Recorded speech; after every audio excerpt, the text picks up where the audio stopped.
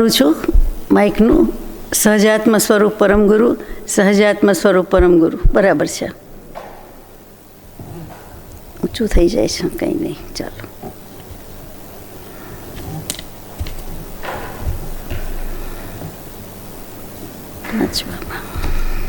નમોદ્યતઃ રાજચંદ્ર સુધા સિંધુર નમસ્તસ્મૈ સ્મરામ્યહં કલ્યાણપાદપારામં શ્રુતગંગા હિમાચલમ વિશ્વાંભોજરવિંદેવં વંદે શ્રીનાથનંદનમ અજ્ઞાનતિમિરાંધાનાં જ્ઞાનાંજનશલાકયા ચક્ષુરુન્મીલિतं યેન તસ્મૈ શ્રી ગુરવે નમઃ. સત્શ્રુતને નમસ્કાર, અસીમ ઉપકારી આત્માને નમસ્કાર, તારક ત્રિપુટીને નમસ્કાર, માવિત્રો સમાન મુરબ્બીઓ મુમુક્ષુને નમસ્કાર, પ્રત્યેક શુદ્ધાત્મ દ્રવ્યને નમસ્કાર. પરમ કૃપાળુ દેવ પ્રણીત વચનામૃતજી પત્રાંક 946 અંતર્ગત પ્રજ્ઞાબોધ પુષ્પ 9 શ્રી મહાવીર દેવ પહેલો ભાગ. એમાં આપણે 10-11 ગાથા સુધી યથાશક્તિ વિચાર્યું. 12મી ગાથામાં સાંખ્ય મતની વાત આવે છે.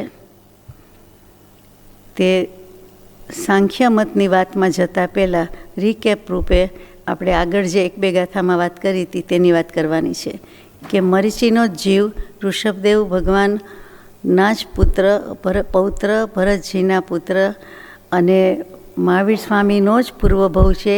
એટલે મરીચી માટે જેટલું કહીએ તેટલું ઓછું, જેટલું વિચારીએ તેટલું થોડું. તો કે એમાં ધિક્કાર, તિરસ્કાર અથવા આવું કેમ કર્યું એવો અનાદર આપણને નથી, પણ એમના ભવથી આપણને જાણવું છે કે આવી ભૂલ આપણે કરી રહ્યા છીએ, પૂર્વે તો કરી જ છે, અત્યારે કરતા હશું, અને કરતા હોય તો ચેતી જવાની જરૂર છે. એ કેવી રીતે છે? તો કે મરીચીની વાત. તો કે મરીચી તો મરીચી જ છે. મરીચી એટલે કિરણ. એટલે આ કિરણ જરાક વસમું છે, તપે છે. સૂર્યકિરણમાં અમુક વખતે બરાબર તપે, અમુક વખતે કૂણો તડકો સારો લાગે, પણ મધ્યાહ્ન બરાબર તપે. એવા મરીચીની વાત છે. તો કોઈક વખત ભરતજીએ સભામાં પ્રશ્ન પૂછ્યો. સમ્રાટ ભરત ચક્રવર્તી ઋષભ પ્રભુને દેશનામાં જ પૂછ્યું કે અત્યારે જેટલા બેઠા છે એમાંથી કોઈ જીવ, કોઈ ભાગ્યશાળી મહદભાગ્ય જીવ તીર્થંકર થાય એવું છે? કોઈ થશે આમાંથી? કેવો પ્રશ્ન સૂજે છે એ પણ જોવાનું છે. આ બધા એક-એકથી ચડિયાતા છે. તો ઋષભ પ્રભુને કોઈ સંકોચ નથી, કંઈ કેવલી છે અને જાણે છે, ખોટું બોલાય નહીં. તો કે હા, આ સભામાં છે, તારો જે પુત્ર છે તે જ, અત્યારે જે મરીચી છે તે જ, એ ભવિષ્યમાં વર્ધમાન નામે તીર્થંકર થશે, ત્રિપૃષ્ઠ નામનો વાસુદેવ થશે અને પ્રિય મિત્ર નામનો ચક્રવર્તી થશે. આ ત્રણેય પદવી આ સભામાં બેઠેલા ભાગ્યશાળી જીવને, જે તારા ઘરે જ જન્મ્યો અવતર્યો છે, તે થશે. અને પોતે સાંભળે છે, મરીચી ભાઈ ત્યાં હાજર છે, સાંભળે છે બધું, અને થાય છે કે અહો, આ વ્રત, કુળ, ગોત્ર મારું કેટલું ઊંચું, મારી પણ ભવિષ્યની 3 પદવી, અને અત્યારે પણ મારા પિતા પ્રથમ ચક્રવર્તી, મારા દાદા પ્રથમ ભગવાન તીર્થંકર દેવ, એટલે મારું તો શું કેટલું બધું મહત્ત્વ કહેવાય, અત્યારે જ કહેવાય. આ બધાનું છે એમ નહીં, પણ મારું જ કેટલું મહત્ત્વ, હું જ કેટલો બળભાગી સદભાગી. અને એકદમ જ અભિમાનનું પૂર આવી ગયું. માત્ર આટલું જ નહીં, પણ હવે તો મારે બધું કરાય ભણાય.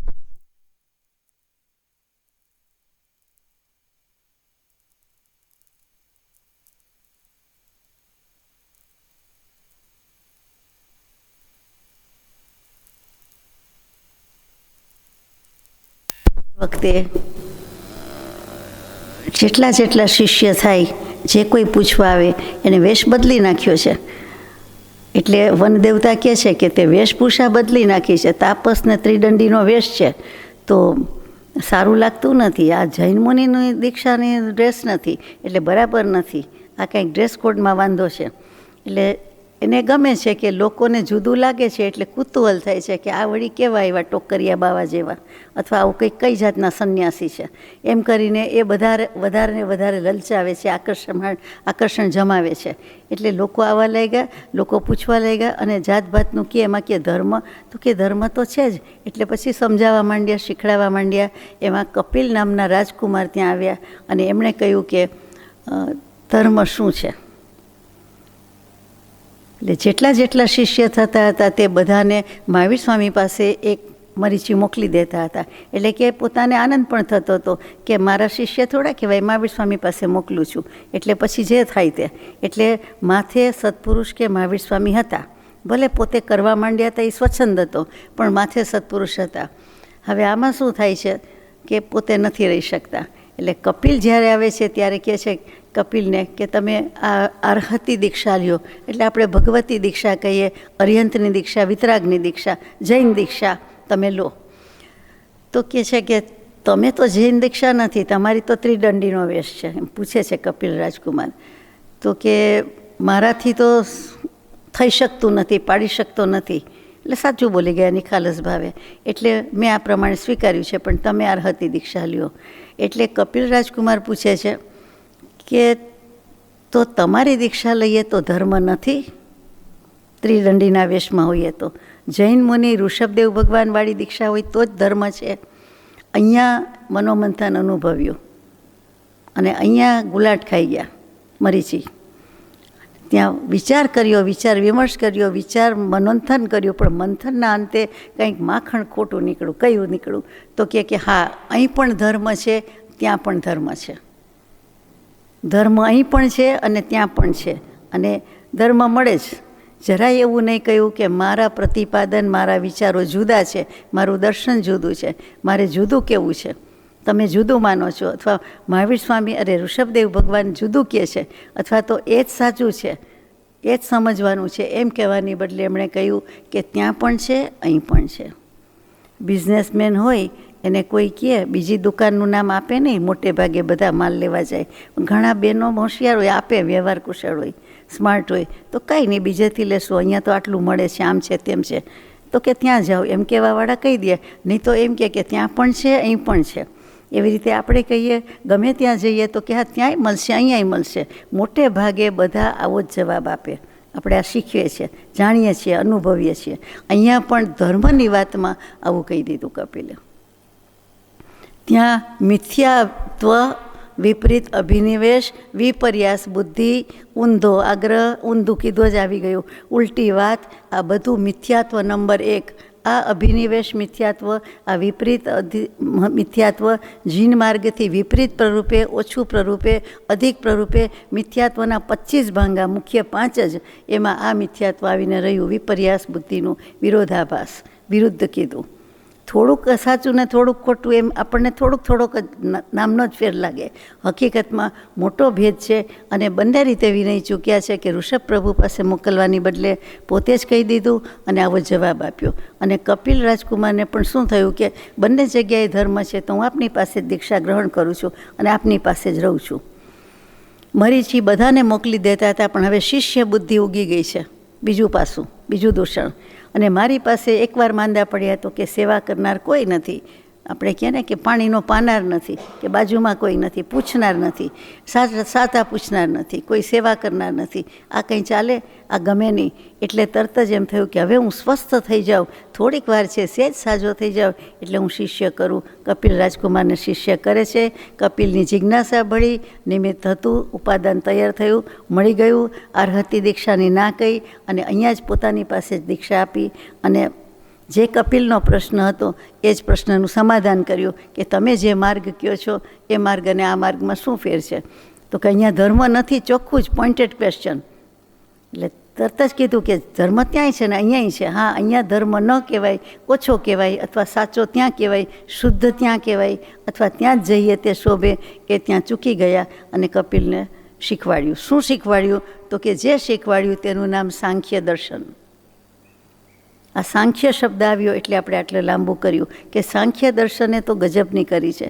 એટલે કે સાંખ્ય દર્શનનો વાંક નથી કાઢતા, એના પ્રવર્તનની વાત છે. તો કે વિપરીત એટલે વેદાંત દર્શન, સાંખ્ય દર્શન એમ બધા દર્શન છે, પણ જૈન દર્શનથી થોડુંક નજીક પણ છે સાંખ્ય દર્શન, પણ અહીંયા તો વિપરીત જ એણે જે પ્રરૂપણા કરી કે જે રીતે કરી એ જુદી જ છે. એ સાંખ્ય દર્શન શું છે? બહુ ટૂંકમાં આપણે 1 મિનિટમાં લઈએ કે સાંખ્ય દર્શન સંખ્યા શબ્દ પરથી આવ્યું, નંબર, સંખ્યા. એટલે એમાં મૂળ તત્વ જે છે તે બે જ છે, પ્રકૃતિ અને પુરુષ, પરંતુ 24-25 તત્વનું બનેલું અથવા તો એમાંથી થયેલું સાંખ્ય દર્શન છે. કયા 24-25 તત્વ છે? તો કે પુરુષ, આત્મા એ તો સ્વતંત્ર મુક્ત એ છે. પ્રકૃતિ તો કે એ જ કર્મ બાંધે છે. પ્રકૃતિ જળ છે, પુરુષ ચેતન છે, ત્યાં સુધી તો બધું ઠીક છે. પ્રકૃતિ જળ છે, એમાં પ્રકૃતિના 3 વિભાગ પાડ્યા: સત્વ પ્રકૃતિ, રજો પ્રકૃતિ, તમો પ્રકૃતિ. સત્વગુણ, રજોગુણ, તમોગુણ. આ સાંખ્ય દર્શનાર્થ શબ્દ છે, આપણે પણ વાપરીએ છીએ કે રજોગુણ કર્મરૂપી રજ અંધકાર એમાં લઈ જાય, તમોગુણ મિથ્યાત્વ અજ્ઞાનરૂપી અંધકારમાં લઈ જાય, સત્વગુણ આત્મા પ્રત્યે લઈ જાય. અને આપણે સત્વગુણમાં માનીએ છીએ સત અસ્તિત્વ, આત્મા છે, અને પછી તો નિત્ય છે, કરતા છે, ભોગતા છે, મોક્ષ છે, મોક્ષનો ઉપાય છે. તો એ રીતે આપણે માનીએ છીએ. આટલો ફરક મોટો આવી ગયો. સાંખ્ય દર્શનના જે કોઈ તત્વ છે એમાં એમ કહેવામાં આવે કે પ્રકૃતિમાંથી જ બુદ્ધિ ઉત્પન્ન થાય છે. આ કેટલુંક ન સમજાય, ન ગળે ઉતરે એવી વાત છે. કારણ કે પહેલેથી આપણે સાચું સર્વજ્ઞ દર્શન, વિતરાગ પ્રણિત, સંપૂર્ણ એવું દર્શન કે જૈન દર્શન સ્વીકાર્યું છે, એટલે આ વસ્તુ જરાક ગળે ઉતરવી અઘરી છે. આપણે ઉતારવી પણ નથી, પણ સમજવી છે કે પ્રકૃતિમાંથી બુદ્ધિ, બુદ્ધિનું બીજું નામ ત્યાં મહત કીધું. તો કે પ્રકૃતિમાંથી બુદ્ધિ, એમાંથી અહંકાર, એમાંથી 5 તન્માત્રા, એમાંથી 11 ઇન્દ્રિય, અને એમાંથી છેલ્લું જે રહ્યું તે પંચ મહાભૂત અથવા પંચભૂત, એટલું ભૂત પણ બોલે છે. તો કે એનો સમાવેશ થાય છે. એટલું જ નહીં, એ ઉત્પન્ન થાય છે. હવે પ્રકૃતિમાંથી બુદ્ધિ કે મહત કે અહંકાર કે બધું ઉત્પન્ન થાય, સ્પેશિયલી બુદ્ધિ, એ જરાક વિચારણીય છે. આપણે નથી વિચારવાનું, આપણે આટલું જ વિચારવાનું છે કે સાંખ્ય મત એટલે પુરુષ પ્રકૃતિ, અને આ 24-25 તત્વો ઉપરથી જ સંખ્યા શબ્દ આવ્યો. અને એ એમનો દાવો એવો હોય, વ્યાકરણથી વ્યુત્પત્તિથી હોઈ શકે કે સમ વત્તા ખ્યા. સમ એટલે સમ્યક, અને ખ્યા એટલે ખ્યાતિ. સમ્યક પ્રકારે જ્યાં કીર્તિત કરવામાં આવ્યું છે, પ્રસિદ્ધ કરવામાં આવ્યું છે, ખ્યાતિપાત્ર બનાવ્યું છે, તેવું આત્મતત્વ. સંખ્યા શબ્દનો અર્થ બહુ સરસ મૂક્યો. જેમ સમ્યક દર્શનનો મૂકીએ, સમ્યક જ્ઞાનનો મૂકીએ, સમ્યક ચારિત્રનો મૂકીએ, તેવી રીતે સંખ્યા એટલે એ શબ્દ મૂક્યો છે. હવે અહીંયા સાંખ્ય દર્શનની વાત 12મી કડીમાં છે, એટલા માટે આપણે આટલી વિચારણા કરી કે સંન્યાસી થઈ તપ તપી ફરી તે દેવ થઈ બ્રાહ્મણ થયો, તે પુષ્પમિત્ર સુનામથી વળી તે જ નગરે ઉછર્યો, સંસાર ત્યાગી સાંખ્ય મત વિસ્તારતો તે વિચર્યો, મરી દેવ ગતિમાં ઉપજ્યો, વળી વિપ્ર રૂપે અવતર્યો.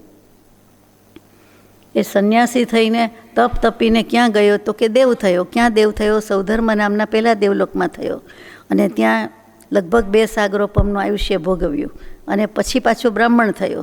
કયા નામથી થયો? પછીનો ભવ, એટલે હવે ચોથો ભવ આવ્યો. મહાવીર સ્વામીના ભવની વાત ચાલે છે. તો કે પુષ્પમિત્ર, કોઈ પુષ્યમિત્ર કહે છે, એ પ્રિન્ટની ભૂલ હોય, પુષ્પમિત્ર એ નામથી એ જ નગરમાં, એટલે કે અયોધ્યામાં જ, વિનીતામાં જ એ ઉછર્યો. પછી એને પૂર્વના સંસ્કાર છે, એટલે પાછું સંસાર ત્યાગને સંન્યાસ ગ્રહણ તો આવે જ છે. સંસાર ત્યાગી સાંખ્ય મત વિસ્તાર તો તે વિચર્યો.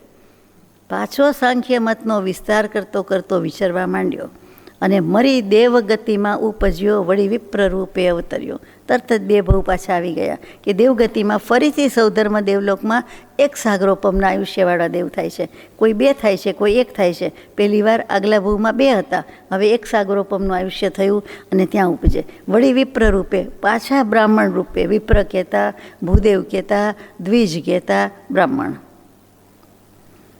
ફરીથી બ્રાહ્મણ રૂપે અવતર્યા. 13મી કડી. તે અગ્નિસહના નામથી વળી ત્યાગી પરિવ્રાજક બન્યો, પછી દેવ થઈ વળી વિપ્ર મંદિર પૂરમાં શાસ્ત્રો ભણ્યો.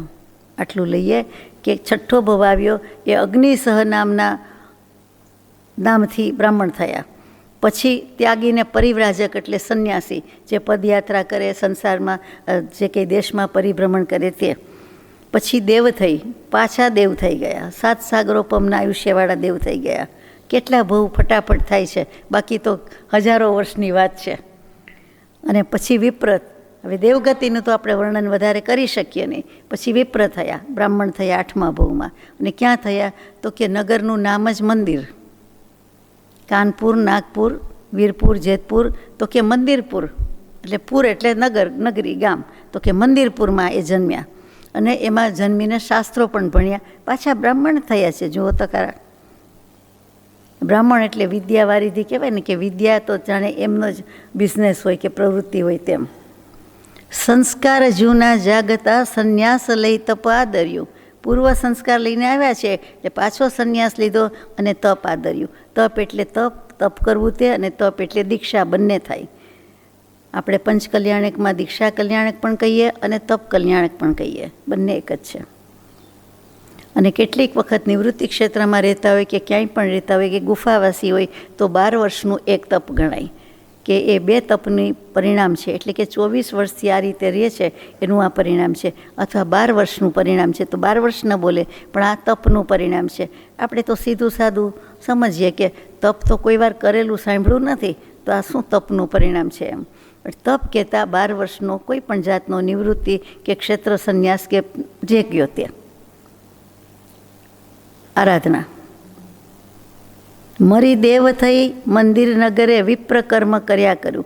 પાછા ચોથા મહેન્દ્ર નામના દેવલોકમાં ગયા, દેવ થયા. અને ફરીથી મંદિર નગરમાં, એટલે કે આ મંદિરપુરમાં જ્યાં જન્મ્યા ત્યાં વિપ્ર કર્મ, એટલે કે બ્રાહ્મણને યથોચિત જે કંઈ હોય તે ક્રિયાકાંડ, યજ્ઞ, યાગથી માંડીને બધું જ, અને વિદ્યા અધ્યયન અને અધ્યાપન એ બધું કામ કરવા માંડ્યા. એટલે સાંખ્ય મતના વિસ્તારની જ વાત છે. પછી 14મી કડી છે, કોઈ સાથે વાંચતું હોય તો. ધરી નામ ભારદ્વાજ તે ત્રિદંડી થઈ સ્વર્ગે ગયો, ત્યાંથી મરી કુકર્મના ઉદયે અધોગતિમાં રહ્યો. એ કેન્દ્રિયાદિ ભવ કર્યા સંખ્યા રહિત વર્ષો સુધી, મિથ્યાત્વના ફળ દુઃખદાયી ચેતજો શાણા સુધી. ભારદ્વાજ નામના થયા. શું થયું? ત્રિદંડી થયા. ભારદ્વાજ આપણે બહુ જાણીતું નામ છે, વિશ્વ વિશ્રુત કહેવાય, વિશ્વ વિખ્યાત કહેવાય છે. તો કે શાલંકયન બ્રાહ્મણ અને મંદિરા નામના બ્રાહ્મણી. મંદિર નામ જેમ ગામનું છે એમ મંદિરા નામનું કોઈ છોકરીનું, બહેનનું, સ્ત્રીનું નામ તે વખતે પણ હતું. અત્યારે પણ ફેશન આવી છે. એ લખવામાં ભૂલ થાય એટલે મદિરા જ વંચાય. મદિરા કંઈ નામ હોય કે પડાય? રખાય જ નહીં. મંદિરા જ હોય. મ ઉપર મીંડું જોઈએ, આગળ અડધો ન જોઈએ. તો કે અહીંયા શાલંકયન બ્રાહ્મણ અને મંદિરાની કુક્ષીએ ભારદ્વાજ નામના વિશ્વ વિશ્રુત કહેવાય તેવા બ્રાહ્મણ થયા. અને ત્રિદંડી પણ થયા.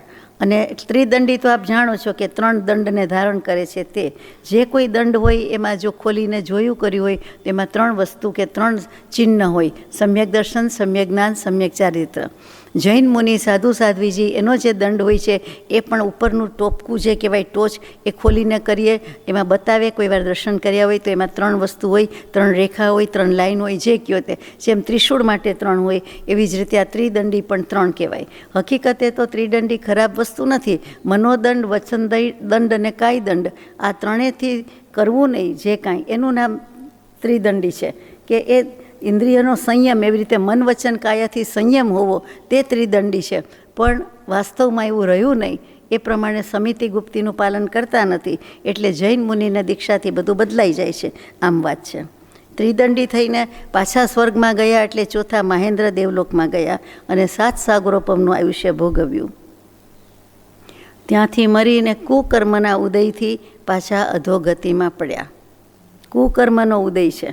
આવા બધા કામ જ એવા કર્યા છે, ખોટા જ કર્યા છે. માત્ર સાંખ્ય દર્શન એમ નહીં, પણ ઘણું બધું આડું અવડું થયું છે. ભારદ્વાજ મુનિને, ભારદ્વાજ ઋષિને આપણા ધન્યવાદ છે, પણ સાથે સાથે જે આ દર્શન પ્રમાણે, આ વાત પ્રમાણે જે કર્યું છે તે અત્યારે એટલે અધોગતિની વાત છે, દુઃખની વાત છે.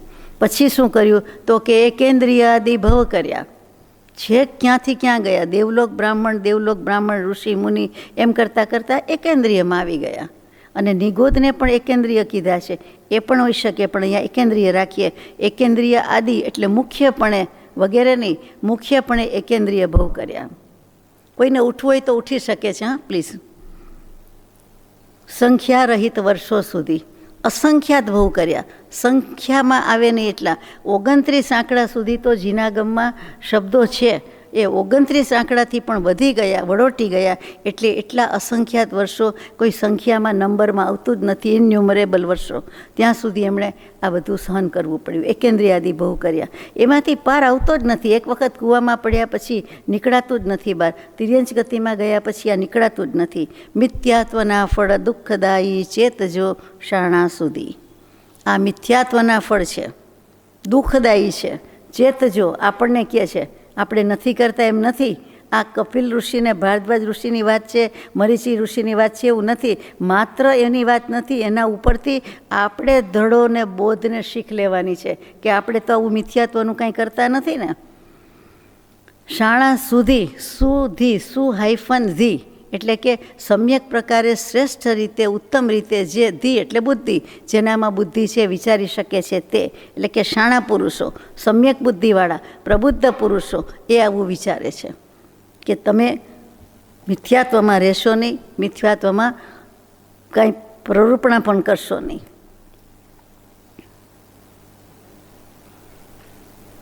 પંદરમી ગાથા છે. બળવું ભલું અગ્નિ વિશે કે ઝેર પી મરવું ભલું, કે ડૂબવું દરિયે ભલું વા સિંહ સંગે એકલું, વસવું વને તે તો ભલું પણ સેવવો કુસંગના, સંકટ નડે સૌ એક ભવ મિથ્યાત્વ નડતું ભવ ઘણા. આ મિથ્યાત્વના કામ પરાક્રમ જોજો કે અગ્નિમાં બળી મરવું સારું, ઝેર પીને મરી જવું સારું, દરિયામાં ડૂબી જવું સારું, સિંહની સાથે રહેવું સારું. એટલે સિંહ આપણને શિકાર કરી જાય, કોળીઓ કરી જાય એમ, એટલે મરવાનું જ આવે. અને પાંચમું વસવું વને તે પણ ભલું. વનમાં વસવું પડે, બસ શિકાર કરે, કોઈ જંગલમાં આપણને પારધી મળે, શિકારી મળે, બીજું કોઈ મળે, ગમે તેમ કરીને જે કાંઈ હેરાનગતિ થાય તે બધું ભલું, પણ સેવવો કુસંગના. કુસંગ ક્યારેય કદી કરવો નહીં. 1 મિનિટનોય બને તો કરવા જેવો નથી, 1 પળનોય કરવા જેવો નથી. સંકટ નડે સૌ એક મિથ્યાત્વ નડતું ભવ ઘણા.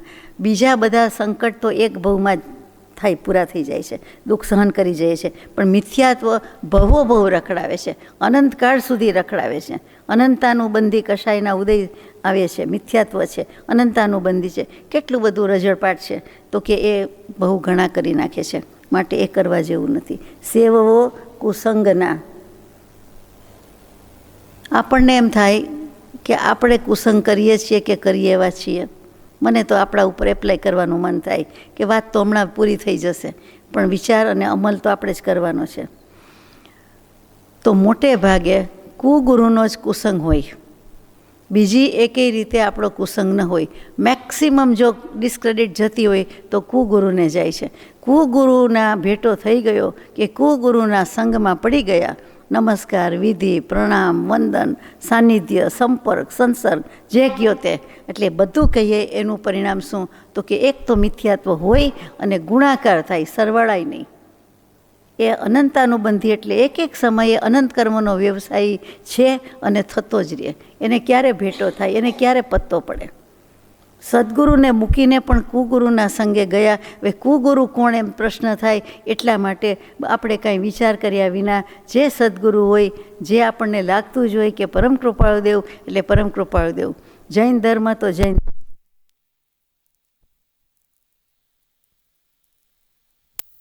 સદગુરુના ચરણ શરણમાં પડ્યા રહીએ તો આપણને કોઈ કુસંગનો, કુગુરુનો કાંઈ યોગ થવાનો જ નથી. સવાલ જ નથી થતો. થાય છે? નથી થતો. પણ આપણે બીજી રીતે અન્યથા વર્તવા જઈએ તો કુગુરુના ફંદામાં ફસાઈ જતાં વાર લાગતી નથી. અને જે ફસાય છે એને ખબર પણ નથી પડતી કે હું ફસાઉં છું. જે સમ્યક દર્શનથી પડી જાય છે એને ખબર પણ પડતી નથી કે હું સમ્યક દર્શનથી પડી ગયો. ત્યારે કોઈ બચાવવા, ઝીલવા, હાથ આપવા, ઊભો કરવા આવતું નથી. ચડાવે છે બધા, પણ પડે છે ત્યારે કોઈ દાદ આપતું નથી, સાથ આપતું નથી. બહુ વિચારવા જેવી વાત છે. આ એક વાતમાં ઘણું કહી દીધું. રખડાવે છે સદગુરુ તત્વની ભૂલ જ 100%ની વાત છે. કોઈ પણ જીવને કોઈ પણ કાળે સતદેવ, સદગુરુ, સદધર્મ 3 તત્વમાં જો રખડપટ્ટી થતી હોય, પરિભ્રમણ ઊભું રહેતું હોય, ચાલુ રહેતું હોય, તો સદગુરુ તત્વની ભૂલ જ છે. એ ભૂલ જ એટલે સરવાળો ખોટો જ આવે. જુઓ, ગમે એટલી રકમનો લાંબો મોટો સરવાળો કરો, પાના ભરીને કરો. એમ થાય આપણે ક્યાં કરવો છે, કેલ્ક્યુલેટર કમ્પ્યુટરને કરવો છે. અને કોઈ જાતે કરે, ગણિતનો રસ હોય તો જાતે કરે અને એમાં એક જ જગ્યાએ ભૂલ આવે તો આખો સરવાળો ખોટો આવે કે નહીં? કે પછી એક જ રકમની ભૂલ આવે, એક જ જગ્યાએ ભૂલ આવે? અરે ભયંકર ભૂલ આવે. જેમ જેમ કિંમત વધતી જાય ને, આગળ વધતા જાય ને, એમ તો ભૂલ બહુ મોટી થઈ જાય, ભયંકર થઈ જાય. આપણે કંઈ ચડતા હોય ને પડીએ તો 1 ફૂટથી પડીએ, 100 ફૂટથી પડીએ, અને ઉપર 1000 ફૂટ ને 10,000 ફૂટને પ્લેનમાંથી પડીએ તો, અથવા તો એથી પણ આગળ સ્પેસમાંથી પડીએ તો આપણે જાણીએ છીએ પરિણામ શું છે. તો એવું જ કંઈક આમાં છે. એમાં તો એક વખત દેહ ત્યાગ થાય, આમાં તો કેટલા બધા ભવ વધે અને કેટલા બધા ભવનું પરિભ્રમણ થાય. એટલે હંમેશા આ વસ્તુનો વિચાર કરવા જેવો છે. આ કપિલનો અને આ ગાથાનો વિસ્તાર કરવાનો, અગર સમજવાનો આશય એટલો જ છે, બીજો કોઈ નથી, કે આપણે આવું કરવાનું નથી. આ બોધ આપણને છે, જે વાંચે તેને છે. સુધી પાઠક, સુધી શાણા, આપણને ડાયા કીધા, શાણા કીધા, પ્રબુદ્ધ કીધા, પાઠક વાંચક જે કયો તે વાંચનારા, સાધક આરાધક. તો આપણે વિચાર કરવાનો છે કે આપણા માટે જ લખાયું છે. કેમ કે મિથ્યાત્વ નડતું ભવ ઘણા. આગળ જઈએ, 16મી ગાથા. હિંસાદી 5 પાપ અને મિથ્યાત્વ તોડો ત્રાજવે, તો પાપ મિથ્યાત્વે થતું મેરુ ગિરિસમ સરસવે.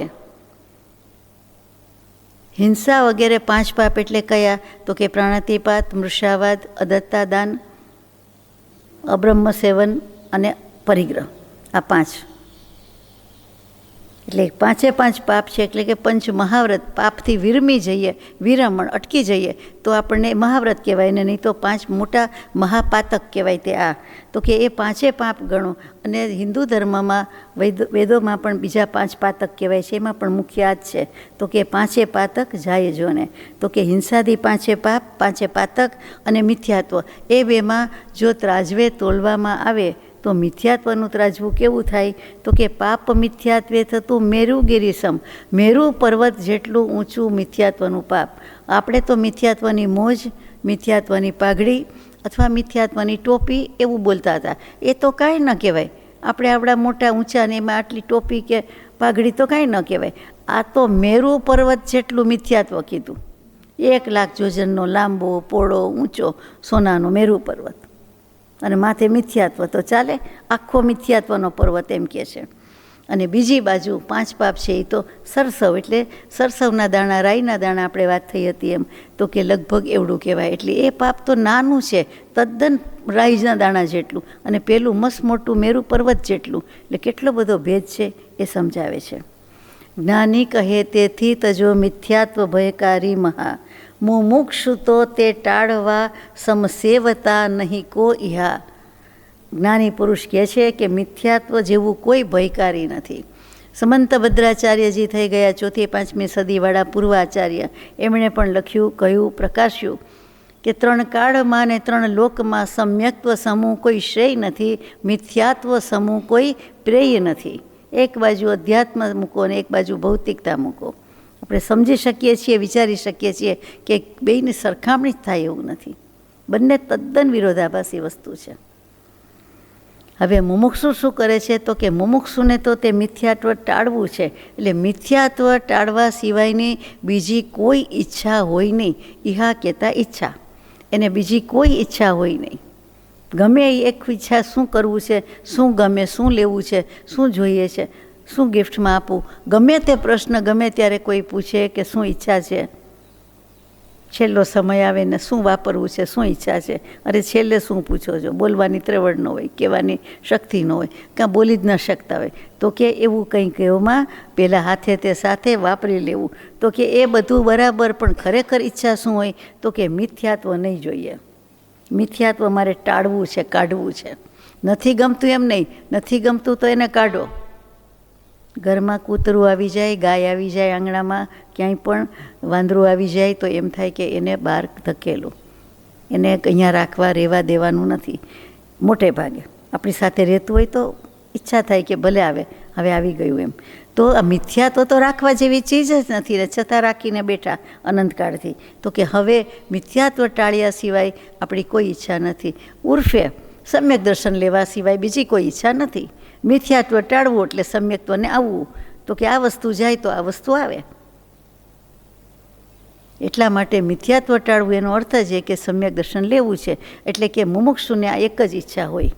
કૃપાળુદેવે બીજી રીતે લખ્યું છે વચનામૃતજીમાં કે વિચારવાનને અજ્ઞાન સિવાય બીજો કોઈ ભય હોઈ શકે નહીં. સ્વરૂપના અજ્ઞાન સિવાય બીજો કોઈ ભય હોય નહીં, એ વિચારવાનને લખ્યું. અહીંયા પણ એવું છે કે મુમુક્ષુને આ મિથ્યાત્વ કાઢવા સિવાય બીજી કોઈ ઈચ્છા હોય નહીં. આગળ જઈએ.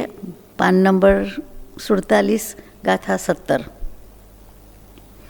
બહુ નીચ યોનિમાં ભમી તે જીવ મરીચીનો હવે થઈ રાજગૃહીમાં વિપ્ર સ્થાવર ધર્મકુળનો સાચવે.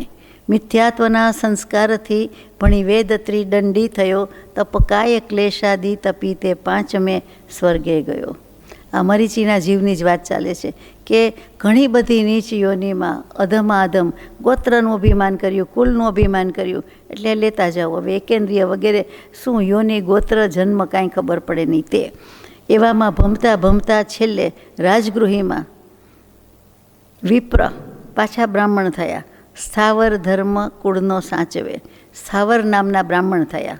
સ્થાવર કાંઈ જીવ હોય, સ્થિર હોય, તે વનસ્પતિ વગેરે સ્થિર છે. ઈચ્છા પ્રમાણે એ સુખ દુઃખ પ્રમાણે આગળ પાછળ ગતિ કરી શકતી નથી, મૂવ થઈ શકતી નથી, મૂવમેન્ટ કરી શકતી નથી, પોતાનું સ્થળ છોડી શકતી નથી. તે બધા સ્થાવર જીવ છે, સ્થિર થઈ ગયા છે. અહીંયા તો જીવની વાત નથી, પણ સ્થાવર નામ છે કે સ્થાવર નામના બ્રાહ્મણ થયા અને પોતે પોતાનો કુળ ધર્મ એટલે કે વિપ્ર ધર્મ સાચવીને બેઠા છે.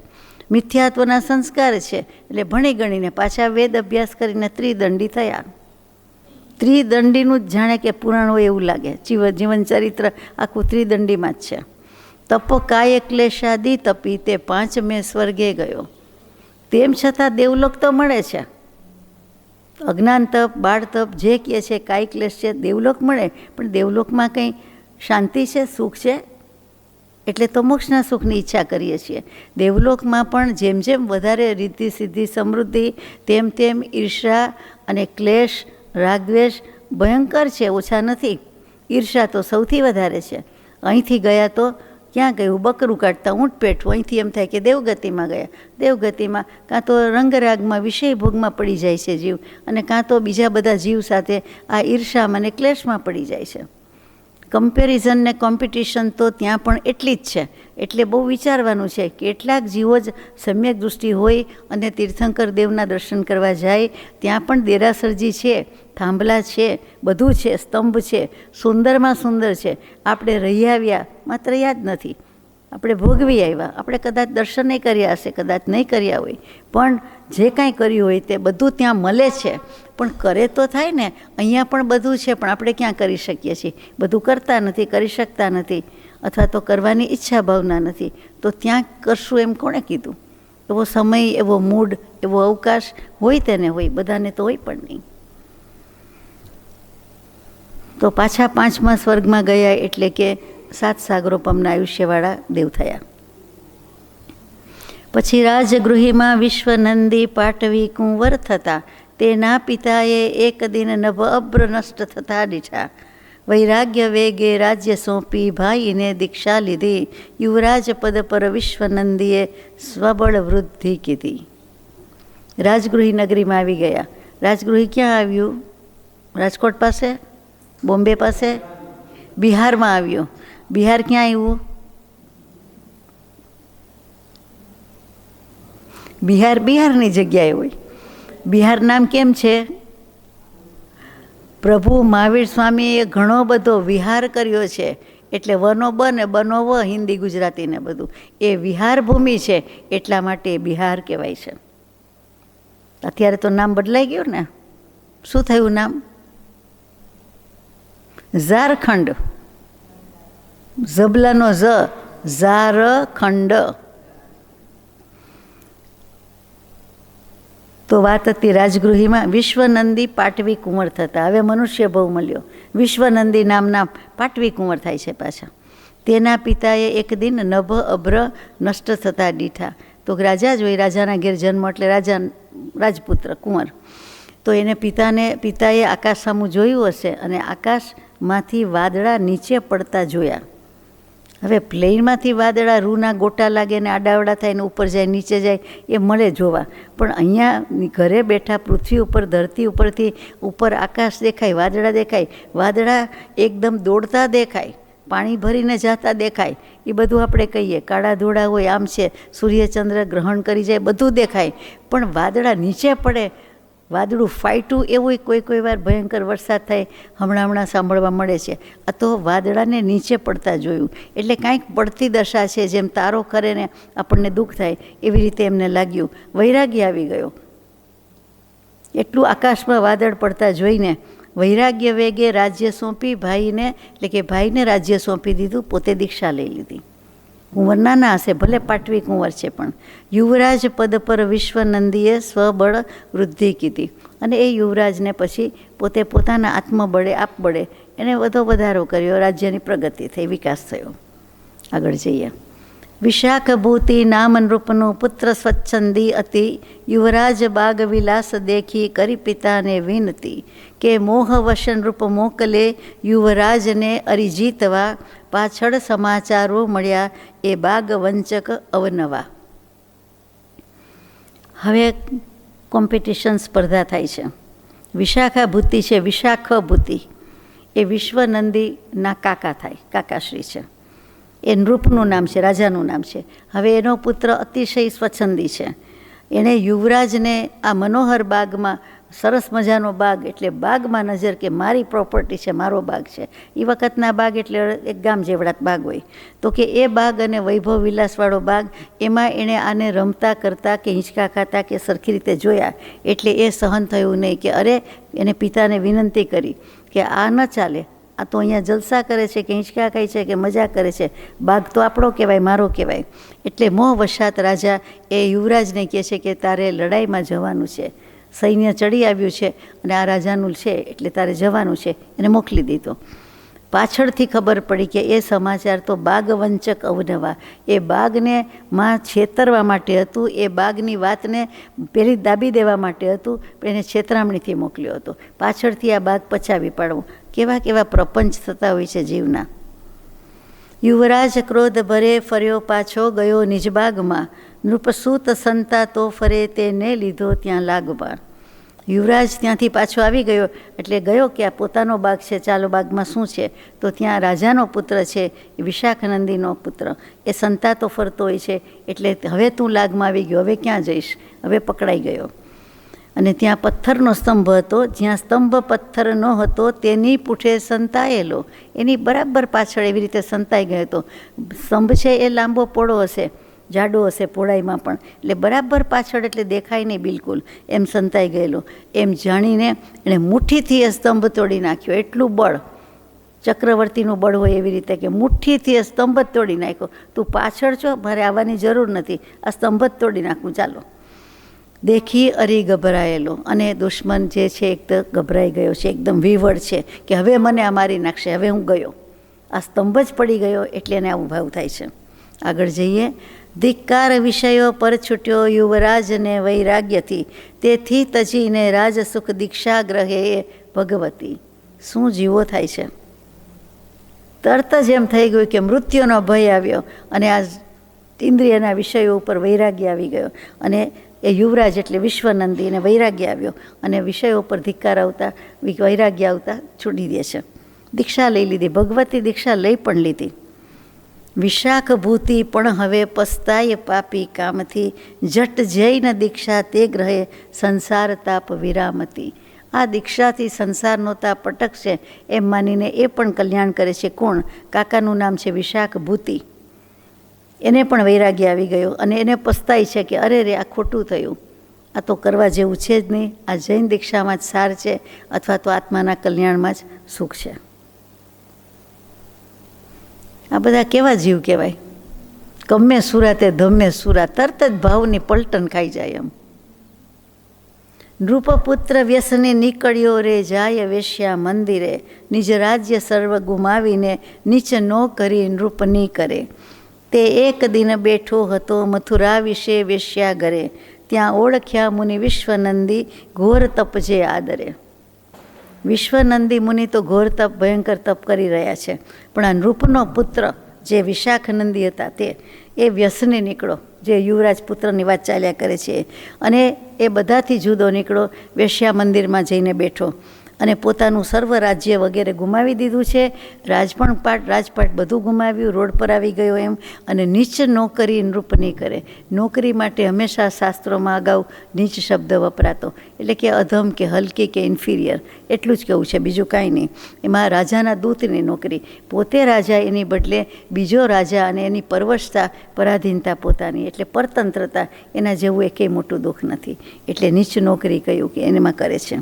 અને એક વખતે મથુરામાં આવ્યા, હવે આપણે વિહાર કરીને, આપણે વિહાર કર્યો, રાજગૃહીથી મથુરા આવી ગયા. તો કે મથુરાના વેશ્યાઘરમાં એ બેઠો હતો, ને ત્યાં વિશ્વનંદી મુનિ કઠોર તપ કરીને, તપશ્ચર્યા સાચા અર્થમાં કરીને સાવ કૃશકાયા થઈ ગઈ છે, અને ત્યાંથી એમને જતા જોયા. પાછા પોતે જ્યાં બેઠા હોય, રહેતા હોય, ત્યાંથી જ જોયા. તો કે એ વેશ્યાગૃહમાંથી એની છત યાને અગાસી ઉપરથી એમણે આમને ઘોર તપવાળા મુનિને જોયા. પાછું પૂર્વનું યાદ આવી ગયું જોઈને. આ જુઓ પૂર્વ સંસ્કાર. સૂકું શરીર મળદા સમો શક્તિ વિનાનું લઈ ફરે, ગોવત્સના ધક્કા વડે પડતા દીઠા રસ્તા પરે. તે દુષ્ટ હાંસી માં કહે બળ સ્તંભ તોડ બતાવરે, એ ક્યાં ગયું બળ આ કરું, દુર્બળ દિશે તન સાવરે. આવું સૂકું શરીર, બિલકુલ મળદા જેવું, સાવ હાડપિંજર સ્કેલેટન જે કયો તે, અને શક્તિ વિનાનું લઈને આ ફરે છે. તું ગોવત્સના ધક્કાથી, એક ગાયનું નાનું વાછરડાના ધક્કાથી પણ તું પડી જાય તેવો છે. અને ગોવત્સ એટલે વાછરડું કહેવાય, ગોવત્સ એટલે બળદે કેવું હોય તો કહેવાય, પણ મને અહીંયા એમ લાગે છે કે વાછરડું સાવ, કે એવા એક નાનો ધક્કો વાગતા આપણે કહીએ ને, મારી આંગળીથી તો પડી જાય એવા છે, હાથ અડે તો પડી જાય એવા છે, તો કે એવા રસ્તા ઉપર જોયા. એટલે હવે હાંસી મશ્કરી મજાક કરે છે કે હવે આ થાંભલો તોડ્યો તો બળ ક્યાં ગયું, બતાવ થાંભલા તોડવાવાળા ભાઈ, ક્યાં છો, ક્યાં ગયું તારું બળ આકરું, દુર્બળ દિશે તન સાવરે. તારી કાયા તો કૃશ થઈ ગઈ છે, બિલકુલ પાતળા દુબળા થઈ ગયા છો, હવે નબળા દુબળા છો, બળ ક્યાં ગયું બતાવ જોઈએ. જુઓ કેવી હાંસી કરે છે. આ હાંસીના હસતા હસતા બંધાયેલા કર્મ પણ કેવા ભોગવવા પડે જાણીએ છીએ. મહાવીર સ્વામીના ભવે આ બધું કર્યું છે, તો આપણે નહીં કર્યું હોય, નથી કરતા, કર્યું હોય એ તો ગોન ઇઝ ગોન. પણ હવે તો કે હજુ પણ વિચારવા જેવું છે. દરેક બાબતમાં, દરેક પ્રસંગમાં, દરેક શબ્દમાં ઘણું બધું ભાર વજન રહેલું છે, કે આ તો આપણે નથી કરતા, આ તો આપણને નથી, નાને પાયે કે મોટે પાયે. બહુ જ વિચારવા જેવી વાત છે. આ માત્ર વાર્તા નથી, માત્ર 27 ભવની જીવનચરિત્ર નથી, આપણા રોજબરોજના દોષની કહાણી છે એમ કહું તો ચાલે. મુનિ માનવશ ક્રોધે ભરાયા, લાલ નેત્રે ઉચ્ચરે, હાંસી તણું ફળ ચાખશે, મુજ તપ બળે તું આખરે. હવે મુનિની પણ અહીંયા છટકી ગઈ, કે ક્ષમતા રહી નહીં, ધીરજ રહી નહીં. માનવશ, અનંતાનું બંદે માન, એનાથી ક્રોધે ભરાયા, લાલ નેત્રે, આંખ લાલ થઈ ગઈ, લેશિયાઈ બદલાઈ ગઈ, આંખ ઉપર, કપાળ ઉપર, મોઢા ઉપર આવી જાય તે પણ આવી ગયું. હાંસી તળું ફળ ચાખશે, તું મારું તપ બળ જો સાચું હોય તો તને આ હાંસીનું ફળ ખરાબમાં ખરાબ મળવાનું છે, આકરામાં આકરું મળવાનું છે. અહીંયા નિયાણું કરી બેસે છે કે જો મારું ફળ સાચું હોય, મારી ભગવાનની ભક્તિ સાચી હોય તો તારું ખરાબ થજો. હવે આમાં શ્રાપ આપવામાં કાંઈ ફેર? જૈન દર્શનમાં તો આશીર્વાદ શ્રાપને સ્થાન જ નથી.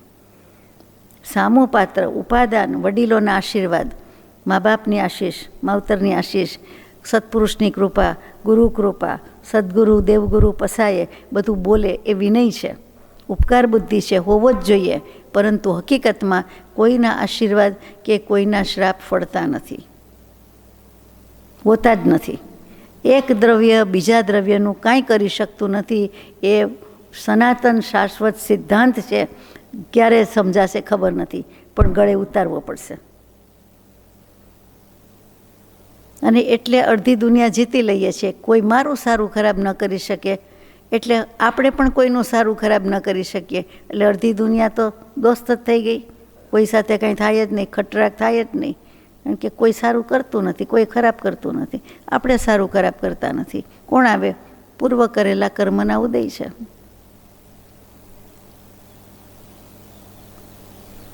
સર્વસ્વ તારું હું હરું, એવું નિદાન કરી મરે. આ નિદાન એટલે નિયાણું, આ મૂળ કારણ, કે તું મને, હું જોઈ લઉં. આપણે કહે ને, અને આવું તો કેટલી વાર તમે રસ્તા ઉપર કે શેરીમાં ગલીમાં આડી અવડી જગ્યાએ સંભળાય કે હું જોઈ લઈશ. જો ને નાના બાળકોથી માંડીને મોટા કોક વાતમાં આપણે તો બહુ જ ઓછું એવું સાંભળવાનું આવ્યું હોય, પણ તોય સાંભળ્યું છે, જોવા મળે છે કે નાની વાતમાં ઉશ્કેરાઈ જાય, મશ્કરીથી ઉશ્કેરાઈ જાય અને આવી નાની વાતમાં ઉશ્કેરાઈ જાય. નિદાન સંતો નિંદતા દે દુર્ગતિ તપસૌ હરે. એટલા માટે જ સંતો સત્પુરુષો આ 99 નિદાનની નિંદા કરે છે અને એ દુર્ગતિમાં લઈ જાય છે અને બધા જ તપનું ફળ છે હરી લે છે. બધું જ ધૂળ ધાણીને હવા પાણી થઈ જાય છે, બધું જ ખેલ ખતમ થઈ જાય. કેટલા વર્ષોની તપશ્ચર્યા હોય, આખી જિંદગી કર્યું હોય, એ કેટલું દેહ દમન કર્યું હોય કે કોઈ પણ જાતનું તપ કર્યું હોય, બધું જ મુકાઈ જાય છે એક નાની વાતમાં કે જોઈ લઉં હું એને. જોઈ લઉં એટલે શું? પણ એવા આક્રોશ પરિણામ આપણને મુમુક્ષુને ક્યારેય કોઈ બાબતમાં કોઈનાય પ્રત્યે હોય નહીં, હજો નહીં, થજો નહીં. તે દેહ તજીને દેવલોકે દેવરૂપે વિલસે, વિશાખ બુદ્ધિ પણ તે જ સ્વર્ગે શુદ્ધ તપબળથી વસે. વિશાખ બુદ્ધિનો જીવ પોદનપુરમાં પછી અવતરે, નરપતિ ઘરે બળરામ પદ સહ વિજય નામે ઉછરે. પછી દેહ તો ત્યાગ થાય જ છે, એટલે દેવલોકમાં મહાશુક્ર નામના દેવલોકમાં જાય છે, જે 7મું છે અને એના 16 સાગરોપમનું આયુષ્ય છે. ત્યાં દેવરૂપે વિલસે છે, વિલાસ કરે છે. વિશાખ બુદ્ધિ પણ ત્યાં જ જાય છે. આ બંને પીછો છોડતા જ નથી. જુઓ, બંનેના કામ કેવા છે, તો પણ બંને દેવલોકમાં ભેગા થાય છે. કર્મ બાંધવા માટે છોડવા માટે ખબર નહીં, પાછા નવા બંધાય. શુદ્ધ તપબળથી વસે. સ્વર્ગમાં પણ શુદ્ધ તપબળને કારણે સ્વર્ગ મળ્યું છે અને ત્યાં ગયા. વિશાખ બુદ્ધિનો જીવ પોદનપુરમાં પછી અવતરે, રાજાને ઘેર અવતરે છે, દેવલોકના સુખ ભોગવીને. નરપતિ ઘરે એટલે કે અધિપતિ રાજા નરપતિ. બળરામ પદ સહ વિજય નામે ઉછરે. એ વાસુદેવનો ભાઈ જ થાય મોટો બળદેવ. બળરામ અને બળદેવ બે એક જ પર્યાય શબ્દ. અને વિજય નામના બળદેવ થયા, બળદેવ તરીકે ઉછરી રહ્યા છે. અને ક્યાં આવ્યા? પોદનપુરમાં આવ્યા. બાહુબલીજીની નગરી પોદનપુર, પ્રાચીન નગરી, ઘણી પ્રાચીન, અયોધ્યા જેટલી જ. ઋષભદેવ ભગવાન એટલે અયોધ્યા નગરી. રામચંદ્રજીનો જન્મ વગેરે અયોધ્યા નગરી, તો ઋષભદેવ ભગવાન તો થયા જ છે. શ્રીમદ ભાગવત પણ સ્વીકાર કરે છે, આપણે જાણીએ છીએ. વેદમાં પણ પહેલાં 2-4 પાના તો ઋષભદેવ વિશે જ છે. એટલે આપણે જાણીએ છીએ કે તે થઈ ગયા છે, હકીકત છે, બધા સ્વીકાર કરે છે. તો કે જૂની નગરી છે, તે વખતની અયોધ્યા છે. એટલે રામ જન્મભૂમિ સાથે ઋષભદેવ ભગવાનની પણ ભૂમિ છે જ. આપણને એનું મહાત્મ્ય લાગવું જોઈએ. અને એની સાથે સાથે હવે એ જ પોદનપુર એટલે કે બાહુબલીજી થોડીક જ દૂર અયોધ્યાથી, થોડાક કિલોમીટર, થોડાક માઇલ દૂર એ તક્ષશિલા વગેરે હતું, એ બાહુબલીજી, એ બાહુબલીજીની નગરી. બાહુબલીજી જે કહેતા હતા મારું રાજ્ય, હું રાજા, હું ન નમું, એ બધું ક્યાં થયું? પોદનપુરમાં થયું. એ પોદનપુરની વાત છે. અત્યારે મુંબઈની બોરીવલીનો નેશનલ પાર્ક, એનું નામ એ પોદનપુર રાખ્યું છે. કેમ કે ઋષભદેવ પ્રભુને અગલ બગલ એટલે બંને બાજુએ સાઈડમાં ભરતજીને બાહુબલીજીના પ્રતિમાજી છે. 3 પ્રતિમાજી હોવાથી જેમ 3 મૂર્તિ કહેવાય છે, એવી રીતે એમને પોદનપુર કહેવાય છે. એટલે અત્યારનું પોદનપુર એમ, 3 ભગવાનના હિસાબે, બીજું કાંઈ નહીં. 26મી ગાથા. જીવ વિશ્વનંદીનો થયો લઘુભાઈ વિજયનો હવે, ત્યાં પ્રથમ હરિરૂપે સુખો ત્રિપૃષ્ઠ નામે ભોગવે. 14મો ભોગ બતાવ્યો છે આ ત્રિપૃષ્ઠ વાસુદેવનો. કરનાર મુનિની મશ્કરી તે દુષ્ટ દુઃખે બહુ ભમી, અતિ પુણ્ય યોગ વડે થયો વિદ્યાધરેશ પરાક્રમી.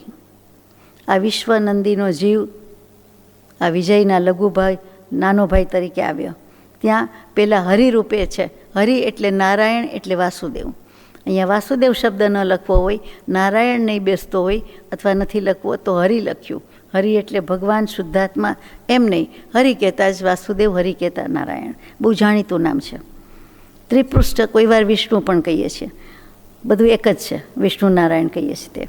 ત્રિપૃષ્ઠ નામે ભોગવે, ત્રિપૃષ્ઠ નામના વાસુદેવ થયા. કરનાર મુનિની મશ્કરી તે દુષ્ટ દુઃખે બહુ ભમી. હવે મુનિની મશ્કરી કરી હતી એટલે હવે આ દુષ્ટ દુઃખ આવી ગયા છે. અતિ પુણ્ય યોગ વડે થયો વિદ્યાધરેશ પરાક્રમી. વિદ્યાધરેશ એટલે વિદ્યાધરનો રાજા થયો, મહાપરાક્રમી રાજા થયો. અને એનું નામ અશ્વગ્રીવ છે, આગળ આવવું જોઈએ. એક ત્રિપૃષ્ઠ વાસુદેવ થયા, એક અશ્વગ્રીવ વિદ્યાધર થયા. વિદ્યાધરમાં પણ રાજા. એ અશ્વગ્રીવ 3 ખંડ જીતી અર્ધચક્રી પદ ધરે. અલકાપુરીમાં ચક્રરત્ન સહિત સુખ માણ્યા કરે. અલકાપુરી એટલે અમરાપુરી, સ્વર્ગપુરી આપણે કહીએ તે, એ કોઈ નગરીનું નામ છે. આ અશ્વગ્રીવ છે 3 ખંડ જીતીને અર્ધચક્રી એટલે કે વાસુદેવ, ચક્રવર્તી અને અર્ધચક્રવર્તી. ચક્રવર્તી 6 ખંડ જીતે અને અર્ધચક્રવર્તી 3 ખંડ જીતે, અને એનું બીજું નામ વાસુદેવ. આપણે વાસુદેવથી વધારે પરિચિત છીએ, એનું બીજું નામ અર્ધચક્રી કહેવાય છે. અલકાપુરીમાં ચક્રરત્ન સહિત સુખ માણ્યા કરે છે. કોણ? અશ્વગ્રીવ. ત્રિપૃષ્ઠ વિદ્યાધર સુતા પરણ્યો. હવે ત્રિપૃષ્ઠે વિદ્યાધરની પુત્રીને પરણ્યો. ત્રિપૃષ્ઠ વાસુદેવ છે ને વિદ્યાધરની પુત્રીને પરણ્યો, એટલે એ સાંભળીને ક્રોધે ભરાયો અશ્વગ્રીવ. અશ્વગ્રીવ જે અર્ધચક્રી વાસુદેવ યુદ્ધ કરવા સંચર્યો. પ્રતિષ્ઠા કે કોઈ મોટો પ્રસંગ હોય ને વરઘોડો આમ સંચરતો જાય, દરવાજાની બહાર નીકળે ને આપણે કહીએ જુઓ શોભાયાત્રા સંચરી અથવા વરઘોડો સંચરે છે, જાય છે એમ ન કહેવાય, કે વરઘોડો નીકળો એમ ન કહેવાય, કે સંચર્યો કહેવાય, કે સંચરી કહેવાય. સારી ભાષામાં એમ બોલાય, બાકી તો ચાલે બધું. તો કે યુદ્ધ કરવા સંચર્યો. ત્રિપૃષ્ઠ વાસુદેવની સાથે લડાઈ કરવા હો જાય તો વિદ્યાધરની પુત્રીને પરણ્યો જ કેમ? એટલે વાસુદેવ હંમેશા પ્રતિ વાસુદેવને મારે અને એનું જે રાજ હોય એ જ એ લઈને ભોગવે. ચક્રવર્તી 6 ખંડ સાધવા પોતે મહેનત કરે, પુરુષાર્થ કરે, પોતે પોતાનું સૈન્ય. અને જે વાસુદેવ છે એ હંમેશા અર્ધ વાસુદેવ હોય, પ્રતિ વાસુદેવ હોય, અર્ધચક્રી હોય તે, એટલે કે એનું જ જે કાંઈ હોય તે જીતી લે છે અને એનું બધું ભોગવે, પડાવી લેવાનું. નૃપતિ જીતતા જીતીએ દળપુરને અધિકાર. એક રાજા બીજા રાજા કે દેશ કે ચડાઈ કરે એટલે એનું બધું જ, સ્ત્રી હોય કે સ્ત્રીધન હોય કે સૈન્ય હોય કે કિલ્લા હોય કે સમૃદ્ધિ સંપત્તિ, what not, A to Z, પૈએ પૈ એની કહેવાય, જગ્યાએ એની કહેવાય. એવી રીતે પડાવીને જ કરે છે. શ્રી કૃષ્ણજી વાસુદેવ હતા તો કોઈ વાર બલરામને કહે છે કે આપણે શું દુઃખ લગાડવાનું છે, આપણે ક્યાં બધું રાજ જીતવા ગયા હતા કે કરવા ગયા હતા, આપણે તો હતું એ જ લઈ લીધું છે ને જરાસંધનું, એટલે આપણે ક્યાં વસાવ્યું છે કે કીધું છે, ને દેવોએ દ્વારિકા નગરી વસાવી છે, શું નકામો ખેદ કરવાનો? બોલો. આશ્વાસન આપવાની રીતે લૌકિક છે, આપણે આપણી ભાષામાં સમજી શકીએ એવી છે. તો શ્રી કૃષ્ણજી ભગવાન ભાવિ તીર્થંકર દેવ છે. જૈનોમાં 12મા તીર્થંકર થવાના છે. સૈનિક રાજા ભાવિ તીર્થંકર પહેલાં અને શ્રી કૃષ્ણજી 12મા તીર્થંકર. અને અત્યારે એક શાહિક સંકિતના ધણી, એટલે આપણે ભગવાન કહીએ તો કંઈ ખોટું નથી. ભાગવતમાં, શ્રીમદ ભાગવતમાં શ્રી કૃષ્ણજી એટલે ભગવાન જ છે, બીજું કાંઈ નથી, એ સ્વરૂપે જ મૂકેલા છે. હવે આવ્યું કે હારી ગયો ત્રિપૃષ્ઠથી, ત્યાં ચક્ર હણવા ફેંક્યું, ત્રિપૃષ્ઠની જમણી ભુજા પર શાંત થઈ વિરાજ્યું. એ અશ્વગ્રીવ તે ચક્રથી મરી 7મી નરકે પડે, ક્યાં અર્ધચક્રી સુખને ક્યાં કષ્ટ સાગરમાં પડે. ત્રિપૃષ્ઠ વાસુદેવથી એ પેલો હારી ગયો, જ્યાં એણે ચક્ર મૂક્યું વાસુદેવ ઉપર ચાલે નહીં. ત્રિપૃષ્ઠની જમણી ભુજા એટલે એના જમણા હાથ ઉપર આવીને શાંત થઈને બેસી ગયું. પોતે જીતવાનો છે, પેલો નહીં, પ્રતિવાસુદેવ છે. એ અશ્વગ્રીવ તે ચક્રથી, એ પ્રતિવાસુદેવ છે એટલે તે ચક્રથી મરી 7મી નરકે જાય છે અશ્વગ્રીવ. અને ક્યાં અર્ધચક્રીનું સુખ, પ્રતિવાસુદેવનું જે સુખ હતું વાસુદેવનું સુખ ક્યાં, અને ક્યાં નરકના આગારમાં પડે છે, કષ્ટ સાગરમાં પડે, નરકાગારમાં પડે છે, નરકની ખાણમાં પડે છે, ખીણમાં પડે છે, જે કયો તે. અહીંયા આપણે અધૂરું રહીએ છીએ, 28 ગાથાએ પૂરું કરીએ છીએ, બાકી પાછું લઈશું. સહજાત્મ સ્વરૂપ પરમ ગુરુ.